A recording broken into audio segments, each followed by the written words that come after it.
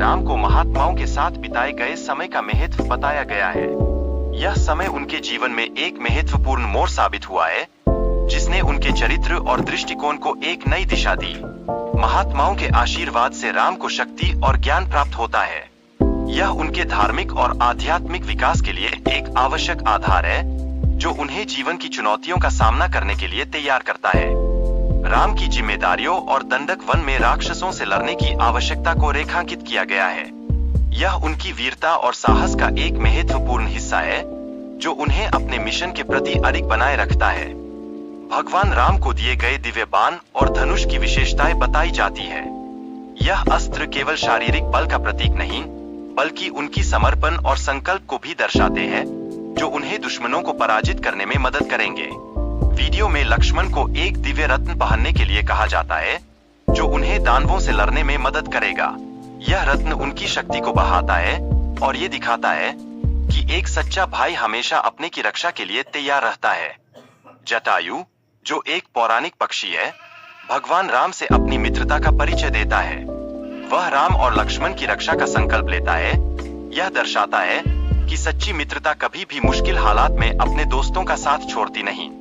भाई का प्यार और सुरक्षा का भाव, जो एक परिवार में महत्वपूर्ण होता है, यह रिश्तों की मजबूती को दर्शाता है और एक सच्चे भाई की पहचान है, जो हमेशा अपने परिवार के लिए खड़ा रहता है।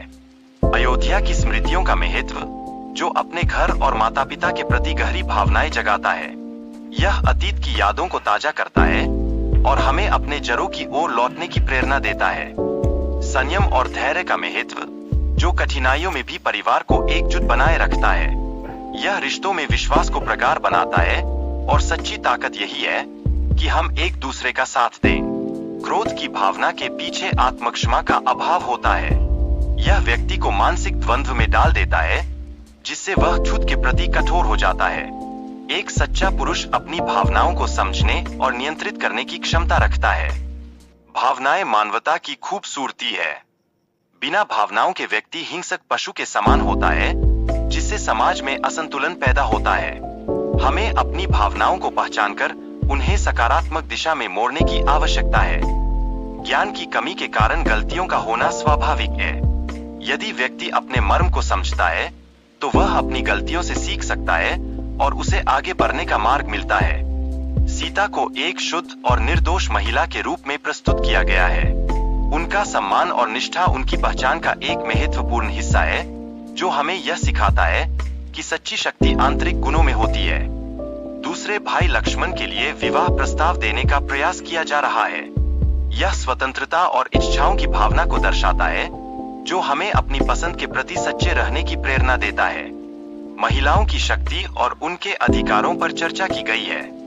यह उनके स्वतंत्र विचारों और आत्मनिर्णय की स्वतंत्रता को उजागर करता है, जो समाज को मजबूत बनाने में अहम भूमिका निभाता है।